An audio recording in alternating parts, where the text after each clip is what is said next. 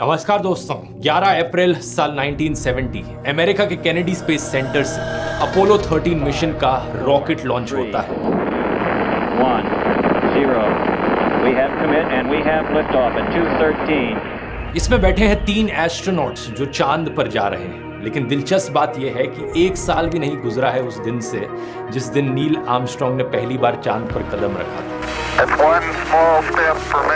और नासा का ये ऑलरेडी तीसरा मिशन था लोगों को मून तक भेजने का। पिछले 2 मिशंस के सक्सेस को देखकर इस रॉकेट में बैठे एस्ट्रोनॉट्स बड़े कॉन्फिडेंट थे अपने मिशन को लेकर और अपने सपने को लेकर। इनका सपना चांद पर कदम रखने का। लेकिन इस वक्त ये इस बात से बेखबर थे कि इनका ये सपना कभी हकीकत नहीं बनेगा। 13 अप्रैल साल 1970 जब इनका स्पेसक्राफ्ट धरती से करीब 3,30,000 किलोमीटर दूर था, अचानक से इन्हें एक धमाके की आवाज सुनाई देती है। एक बहुत बड़ा धमाका जिससे पूरा स्पेसक्राफ्ट हिल जाता है। कुछ ही सेकंड्स के अंदर 10 वार्निंग लाइट्स और अलार्म्स बजने लगते हैं, बड़ी तेज। पता चलता है कि इनका एक ऑक्सीजन टैंक पूरी तरीके से फट चुका है और दूसरे ऑक्सीजन टैंक में हवा बड़ी तेजी से कम हो जा रही है।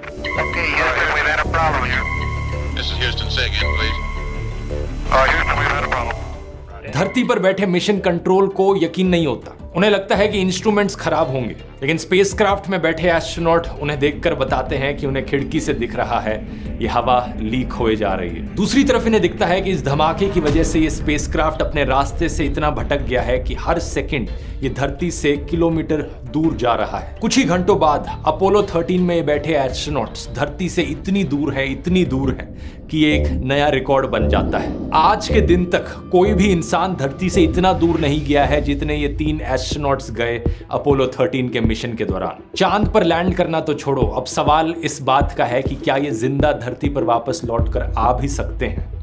ये है अपोलो 13 की दिल दहला देने वाली कहानी। Carbon dioxide levels in the lunar module rising. The main heat shield was not designed to operate in free space for extended periods of time. The crew were beginning to suffer. It was a dire state. It was a real emergency situation. साल 1961 में American president John F Kennedy ने दुनिया के सामने वादा किया था कि वो दशक खत्म होने से पहले इंसानों को चांद तक पहुंचा देंगे। To achieving the goal before this decade is out of landing a man on the moon and returning him safely to the earth. इस वादे को कोल्ड वॉर के कॉन्टेक्स्ट में देखा जाना चाहिए। उस वक्त अमेरिका और सोवियत यूनियन के बीच में एक रेस चल रही थी, एक स्पेस रेस। कौन टेक्नोलॉजी के मामले में सबसे आगे निकलेगा। साल 1969 में अपोलो 11 और अपोलो 12 दोनों मिशन सक्सेसफुल रहते हैं। एस्ट्रोनॉट्स ना सिर्फ चांद पर कदम रखते हैं बल्कि सेफली धरती पर वापस लौट कर भी आ जाते हैं। जो वादा कैनेडी ने किया था वो पूरा होता है, लेकिन इसका एक साइड इफेक्ट ये होता है कि इसके एकदम बाद लोगों का जो इंटरेस्ट था और सरकार का जो इंटरेस्ट था स्पेस में पैसा खर्च करने में, वो बड़ी तेजी से नीचे गिरता है। ये बड़ी ऑब्वियस सी बात है, लोग बड़े एक्साइटेड थे इंसान को पहली बार चांद पर कदम रखता देखकर, लेकिन दूसरी बार, तीसरी बार, चौथी बार लोगों की इतनी एक्साइटमेंट नहीं बनी रह सकती थी। Public interest in the moon is fading fast. People believe Apollo 13 will just be another routine flight. इसी रीजन से अमेरिकन सरकार नासा का बजट कट कर देती है और कई फ्यूचर मिशंस जो आने वाले सालों में प्लान किए गए थे जैसे कि अपोलो 20 उन्हें कैंसिल किया जाता है। इसीलिए अपोलो 13 का मिशन एक बड़े क्रूशियल टाइम पर आता है स्पेस ट्रैवल के इतिहास में। नासा को अमेरिकन सरकार को प्रूव करना था कि स्पेस में पैसा खर्च करना अभी भी वर्थ इट है। इसलिए अपोलो 13 का प्राइमरी मिशन ऑब्जेक्टिव था ना सिर्फ इंस्पेक्शन और सर्वे करना चांद की मिट्टी की, बल्कि इंसानों की कैपेबिलिटी भी डेवलप करना चांद की एनवायरनमेंट में काम करने की। The main mission objective of Apollo 13 is the scientific exploration of the moon. We hope to find out a lot about the origin of the moon and from that the origin of our own planet the Earth. Apollo 13 के spacecraft का design वैसा ही था जैसे पिछले space missions का रहा था। Mainly 4 main components थे: command module, service module, lunar module और लॉन्च एस्केप सिस्टम। इस स्पेसक्राफ्ट को एक सैटर्न वी रॉकेट पर रखकर लॉन्च किया गया। तीनों एस्ट्रोनॉट्स बैठे थे कमांड मॉड्यूल में जो कि स्पेसक्राफ्ट का मेन हिस्सा है, लेकिन बहुत ही छोटा सा हिस्सा है। कमांड मॉड्यूल सिर्फ ये कोन शेप है जो सिर्फ 11 फीट लंबी है और जिसका 13 फीट का डायमीटर है। सारे instrument panels, navigation gear, radios, life support system और छोटे मोटे इंजन सब इस कमांड मॉड्यूल के अंदर थे। दूसरा सबसे इंपॉर्टेंट हिस्सा है सर्विस मॉड्यूल, जिसमें ज्यादातर ऑक्सीजन थी एस्ट्रोनॉट्स के लिए। इसमें भी छोटे मोटे इंजन थे और फ्यूल सेल्स भी थे बिजली जनरेट करने के लिए। कमांड और सर्विस मॉड्यूल को अक्सर एक साथ जोड़कर कमांड एंड सर्विस मॉड्यूल बुलाया जाता है, या CSM शॉर्ट फॉर्म। पूरे मिशन के दौरान ये एक साथ जुड़े हुए रहते हैं अंटिल जब एस्ट्रोनॉट्स धरती पर वापस लौट रहे होते हैं, और धरती की ओर री एंट्री के वक्त ये एक दूसरे से सेपरेट होते हैं सिर्फ। तीसरा हिस्सा लूनर मॉड्यूल, जिसका काम एक्चुअली में चांद पर उतर कर जाना, और जब चांद पर काम पूरा हो जाए तो वापस जाकर CSM मॉड्यूल से अटैच हो जाना। चौथा हिस्सा लॉन्च एस्केप सिस्टम मिशन के लिए इतना इंपॉर्टेंट नहीं है। इसका काम है सिर्फ लॉन्च के वक्त अगर कोई हादसा हो जाए तो एस्ट्रोनॉट्स को बचाना। ये कुछ इस तरीके से काम करता है। अगर रॉकेट लॉन्च के दौरान कोई हादसा हो जाता है, आग लग जाती है, तो एस्ट्रोनॉट्स को ये सेफली इजेक्ट कर देता है, उस जगह से दूर ले जाता है। इस वीडियो में आप देख सकते हैं जहां पर इस अबॉर्ट सिस्टम को टेस्ट किया जा रहा है। लेकिन अगर लॉन्च में सब कुछ सही जाता है तो इस LES की आगे जरूरत नहीं होती और इसे इजेक्ट करके फेंक दिया जाता है। 11 अप्रैल साल 1970 अपोलो 13 की लॉन्च इस दिन सेफली और सक्सेसफुली होती है, तो इस LES सिस्टम की जरूरत नहीं पड़ती।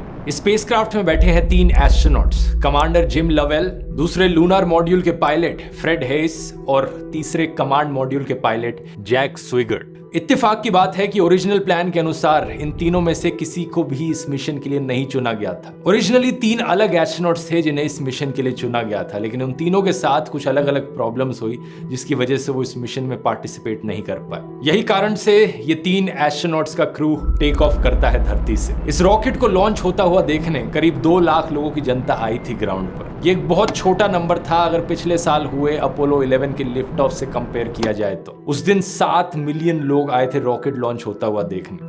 नासा को एक बार फिर से एहसास होता है कि जनता का स्पेस एक्सप्लोरेशन में इंटरेस्ट कितनी तेजी से कम हुआ है। लेकिन मिशन की बात करी जाए तो ये स्पेसक्राफ्ट बड़े ही स्मूथली अपने लक्ष्य की ओर उड़ता है। इन्हें 3 दिन लगेंगे चांद के फ्रा माउरो क्रेटर पर पहुंचने में। ये चांद पर मौजूद एक बहुत बड़ा सा गड्ढा है, एक क्रेटर है जिसमें माना जाता है कि बहुत सी इंफॉर्मेशन मौजूद है, ना सिर्फ चांद के बारे में बल्कि धरती के बारे में भी। उड़ान के पहले 2 दिन सबसे बड़ी प्रॉब्लम आती है जब एस्ट्रोनॉट जैक स्विगर्ट रियलाइज करते हैं कि वो अपना इनकम टैक्स रिटर्न फाइल करना भूल गए हैं। धरती पर मौजूद मिशन कंट्रोल से वो पूछते हैं क्या उन्हें एक्सटेंशन मिल सकती है।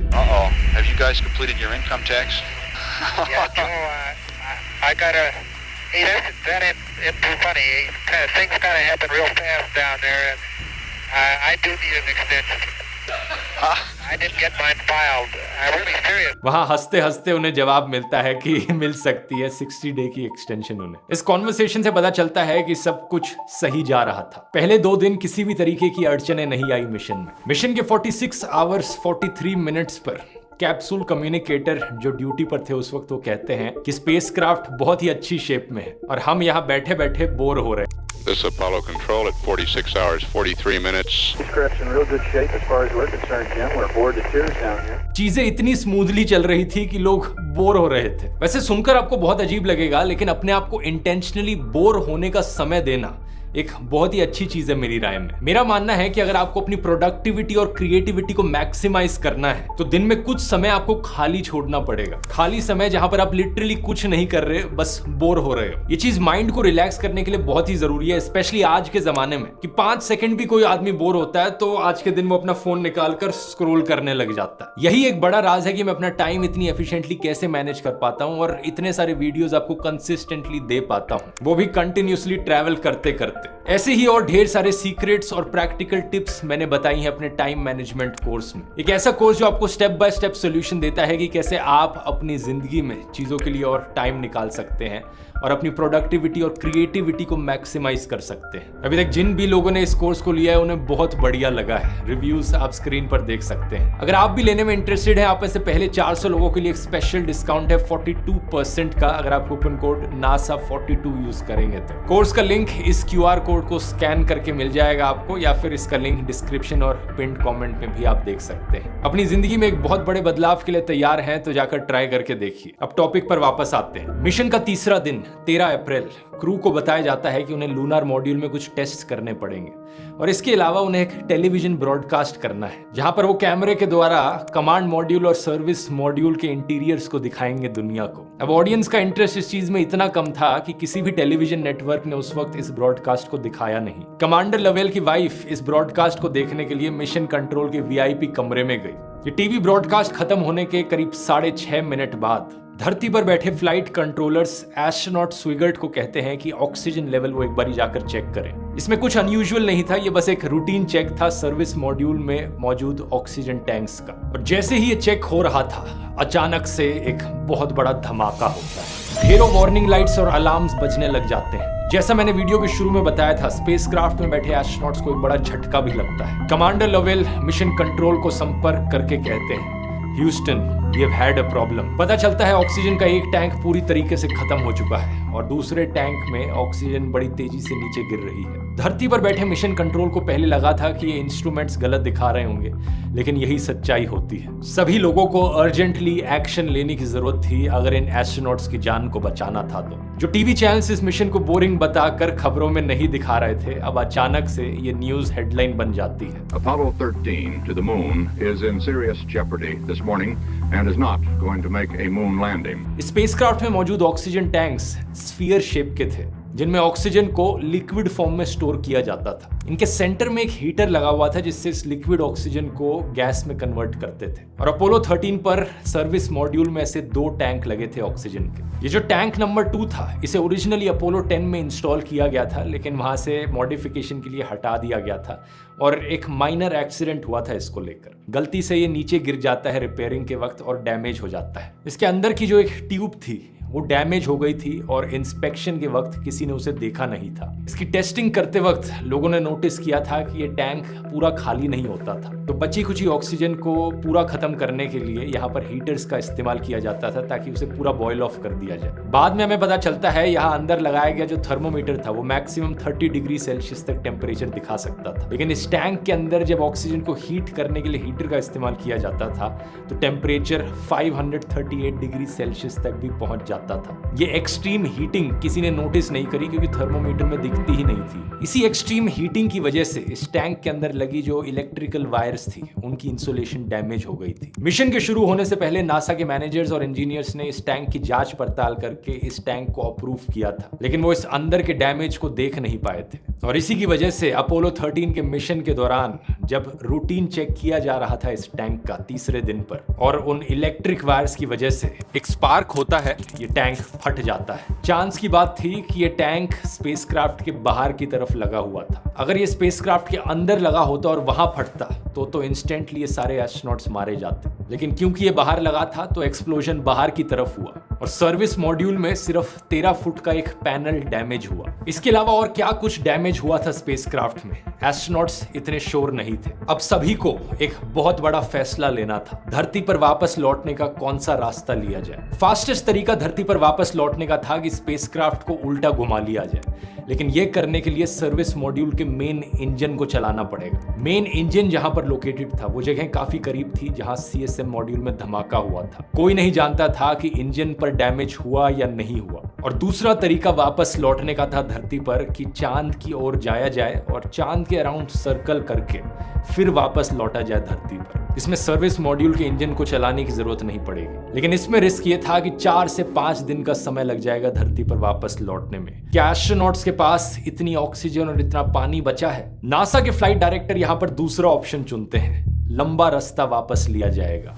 Okay, here we go. Mid-course correction for free return. And I have your LEM. Astronauts को कहा जाता है कि सीएसएम मॉड्यूल को शट डाउन कर दें वो इमीडिएटली और वापस लौटते समय वो लूनार मॉड्यूल को एक लाइफ बोट की तरह इस्तेमाल करें। ये डिसीजन काफी सेफ ऑप्शन था, लेकिन इसमें भी कई प्रॉब्लम्स थी। लूनार मॉड्यूल को इस तरीके से डिजाइन किया गया था कि उसमें 2 एस्ट्रोनॉट्स बैठ पाएं करीब 20 घंटे के लिए, क्योंकि जैसा मैंने आपको बताया उसका ओरिजिनल पर्पस था चांद पर लैंड करके वापस सीएसएम मॉड्यूल से अटैच हो जाना। लेकिन लेकिन अब यहाँ पर एक्सपेक्ट किया जा रहा था कि ये 3 लोग बैठेंगे उस लूनार मॉड्यूल के अंदर 4 से 5 दिन तक। लूनार मॉड्यूल के इंजन्स को भी इस तरीके से डिजाइन नहीं किया गया था कि उन्हें बार बार फायर किया जा सके, तो ये भी कई मायनों में बहुत ही रिस्की चीज करी जा रही थी। अपनी सप्लाईज और एनर्जी बचाए रखने के लिए एस्ट्रोनॉट्स को कहा जाता है कि स्पेसक्राफ्ट में मौजूद सारे नॉन एसेंशियल सिस्टम्स को शट डाउन कर दें, इंक्लूडिंग जो हीटर्स लगाए गए हैं उसके अंदर। बिजली बचाना बहुत जरूरी है यहाँ पर। इस प्लान के अनुसार एस्ट्रोनॉट्स लूनार मॉड्यूल में बैठ जाते हैं और पहली बार लूनार मॉड्यूल के इंजन्स को फायर किया जाता है। जब इंजन को चालू किया जाता है तो उसे बर्न कहा जाता है। तो पहला बर्न ये करते हैं अपने नए रास्ते पर आने के लिए। इस बर्न की मदद से ये चांद की दूसरी तरफ पहुंच जाते हैं, the far side of the moon. ये दुनिया के पहले इंसान बन जाते हैं धरती से इतनी दूर जाने वाले, और ये रिकॉर्ड आज तक अनबीटेबल है। अपने फर्देस्ट पॉइंट पर ये धरती से 4 लाख किलोमीटर दूर थे। अब अगर ये इसी रास्ते पर बने रहे तो ये धरती पर पहुंच जाएंगे करीब 153 आवर्स आफ्टर लॉन्च। लेकिन ये टाइम मार्जिन बड़ा ही रिस्की था। अगर ये इतने समय बाद धरती पर पहुंचेंगे तो जो खाना और पानी वहां मौजूद है, जो ऑक्सीजन मौजूद है एस्ट्रोनॉट्स के लिए, वो सिर्फ 1 घंटे की बचेगी। ग्राउंड पर मौजूद नासा की टीम का मानना था कि ये मार्जिन बहुत कम है, इसलिए एस्ट्रोनॉट्स को कहा जाता है लूनार मॉड्यूल के इंजन को दूसरी बारी बर्न करो। पहले मिशन कंट्रोल में बैठे इंजीनियर्स ने बहुत सारी कैलकुलेशंस करी थी ये पता लगाने के लिए कि लूनार मॉड्यूल का इंजन ये दूसरा बर्न हैंडल कर भी पाएगा या नहीं। ये कैलकुलेशंस सही प्रूव होती हैं जब दूसरा बर्न किया जाता है, जिसकी मदद से 153 आवर्स का फ्लाइट टाइम अब 143 आवर्स पर आ जाता है। 11 घंटे का मार्जिन ऑफ सर्वाइवल। इससे पहले कि एस्ट्रोनॉट्स रिलैक्स होकर बैठ पाए, एक दूसरी बड़ी प्रॉब्लम सामने आती है, कार्बन डाइऑक्साइड की हाई कॉन्सेंट्रेशन। इन स्पेसशिप्स में दोस्तों ऑक्सीजन टैंक्स होने के अलावा कार्बन डाइऑक्साइड को हटाने के लिए लिथियम हाइड्रोक्साइड के कैनिस्टर्स होते हैं। जब एस्ट्रोनॉट्स सांस लेते हैं अंदर ऑक्सीजन, मुंह से कार्बन डाइऑक्साइड निकलती है। उस कार्बन डाइऑक्साइड को अगर हटाया नहीं जाएगा तो कार्बन डाइऑक्साइड की बहुत ज्यादा मात्रा हो जाएगी जो प्रॉब्लमैटिक हो सकती है। इसलिए लिथियम हाइड्रोक्साइड के कैनिस्टर्स इस्तेमाल किए जाते हैं ताकि कार्बन डाइऑक्साइड उससे रिएक्ट करे और लिथियम कार्बोनेट बने। लेकिन प्रॉब्लम यहाँ पर यह थी कि लूनार मॉड्यूल में जो कैनिस्टर्स रखे थे लिथियम हाइड्रोक्साइड के, वो सिर्फ 2 लोगों के लिए बने थे 2 दिन सर्वाइव करने के लिए। लेकिन यहाँ 3 लोग मौजूद थे जो 4 दिन तक सर्वाइव करना चाह रहे थे। अच्छी चीज यहाँ पर यह थी कि कमांड मॉड्यूल में भी कुछ कैनिस्टर्स रखे थे, लेकिन उनका जो फिल्टर था वो स्क्वायर था और यहाँ लूनार मॉड्यूल वाले सर्कुलर शेप के थे। इस प्रॉब्लम को सॉल्व करने के लिए ग्राउंड पर मौजूद एक्सपर्ट्स के पास 24 घंटे का समय था। एस्ट्रोनॉट्स स्पेसक्राफ्ट से कम्युनिकेट करके बताते हैं कि उनके आसपास क्या क्या चीजें मौजूद हैं। प्लास्टिक बैग्स, कार्डबोर्ड, कुछ सूट के होजेस, कुछ डक्ट टेप, कुछ ऐसा बनाया जाए जिससे इस प्रॉब्लम का सोल्यूशन निकाला जा सके। और कुछ ही घंटों बाद एक्सपेरिमेंट करने के वो एक कॉन्ट्रैप्शन बनाते हैं जिससे ये सब काम कर सके। स्टेप बाय स्टेप इंस्ट्रक्शंस देने के बाद एक नया डिवाइस बनाया जाता है वहां मौजूद चीजों से, जिससे कार्बन डाइऑक्साइड का लेवल वापस नीचे गिरता है।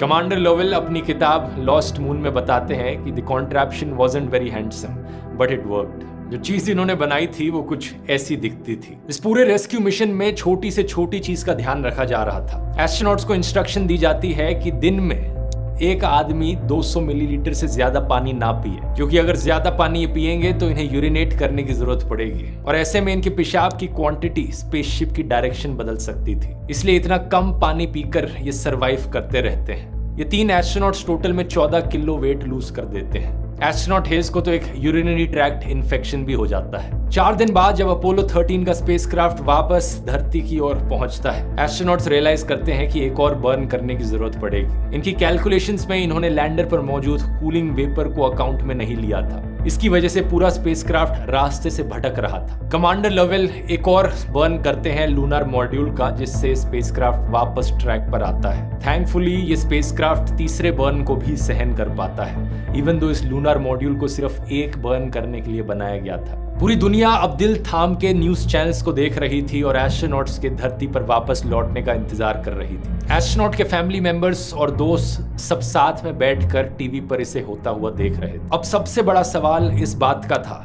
जब ये टूटा हुआ स्पेसक्राफ्ट धरती की एटमॉस्फेयर में एंटर करेगा, जो हीट इंपैक्ट देखने को मिलेगा, क्या ये स्पेसक्राफ्ट उसे सस्टेन कर पाएगा? क्या एस्ट्रोनॉट्स अंदर बैठे जिंदा बच पाएंगे? इस चीज के लिए एस्ट्रोनॉट्स को लूनार मॉड्यूल से वापस कमांड मॉड्यूल में लौट जाना था, क्योंकि सिर्फ कमांड मॉड्यूल ही धरती के अंदर री एंट्री के लिए बनाया गया था। जैसे ही ये कमांड मॉड्यूल धरती की एटमॉस्फेयर से गुजरता है, एक कम्युनिकेशन ब्लैकआउट हो जाता है। ये चीज होनी नॉर्मल बात थी क्योंकि हवा की आयनाइजेशन से जो रेडियो वेव्स हैं वो ब्लॉक हो जाती हैं और कम्युनिकेशन नहीं हो सकता ग्राउंड पर मौजूद नासा के एम्प्लॉयज और स्पेसक्राफ्ट में बैठे एस्ट्रोनॉट्स के बीच। आमतौर पर ये कम्युनिकेशन ब्लैकआउट 2 से 3 मिनट के लिए होता है। एक्सपेक्ट किया जा रहा था कि यहाँ का कम्युनिकेशन ब्लैकआउट मैक्सिमम 3 मिनट के लिए होगा। 3 मिनट पूरे होते हैं लेकिन कोई जवाब दूसरी तरफ से सुनाई नहीं देता। 10 सेकंड गुजर जाते हैं, 30 सेकंड, 60 सेकंड, 4 मिनट बाद भी स्पेसक्राफ्ट की तरफ से कोई कम्युनिकेशन वापस नहीं आया। क्या एस्ट्रोनॉट्स जिंदा बच पाए या नहीं?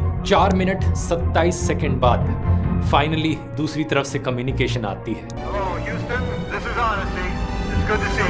टेलीविजन पर देख रही जनता की जान में जान आती है। तीनों के तीनों एस्ट्रोनॉट्स जिंदा बच गए हैं। कमांड मॉड्यूल पर पैराशूट डिप्लॉय होता है और वो पैसिफिक ओशन के अंदर धीरे से जाकर गिर जाता है। Teamwork was necessary. Good leadership, initiative to think outside of the box. When things go wrong, how do we repair them? Those are the 3 things that were absolutely necessary. ये तीनों एस्ट्रोनॉट्स खुशी-खुशी घर वापस लौटते हैं। हालांकि ये मिशन फेल रहा। इन तीनों में से किसी भी एस्ट्रोनॉट ने चांद पर कदम रखा नहीं, लेकिन फिर भी अपोलो 13 का ये मिशन इतिहास के पन्नों में अपनी जगह बना लेता है। अपोलो 13 के इस ऐतिहासिक रेस्क्यू मिशन और एस्ट्रोनॉट्स की बहादुरी को दर्शाते हुए इस पर कई किताबें लिखी जाती हैं और फिल्में बनती हैं। इस इंसिडेंट में इन्वेस्टिगेशन के बाद कई सारे सेफ्टी मेजर्स अडॉप्ट किए जाते हैं नासा के द्वारा, जिससे कि आगे आने वाले फ्यूचर के मिशंस में ऐसा कोई हादसा दोबारा नहीं देखने को मिलता। अपोलो 13 के बाद अपोलो 14, अपोलो 15, अपोलो 16 और अपोलो 17 सारे मिशंस सक्सेसफुल रहते हैं। 7 दिसंबर 1972 अपोलो 17 आखिरी मिशन होता है नासा का अपोलो प्रोग्राम में। इसमें बैठे एस्ट्रोनॉट्स 3 दिन बिताते हैं चांद के सरफेस पर, और यह आखिरी बार था आज के दिन तक जब इंसान चांद पर गए। क्या कारण इसके पीछे? इस सवाल का जवाब आपको मिलेगा मेरे अपोलो 11 वाले वीडियो में। इस वीडियो में मैंने नील आर्मस्ट्रांग के मिशन को डिस्कस किया है, यहां क्लिक करके आप देख सकते हैं। बहुत बहुत धन्यवाद।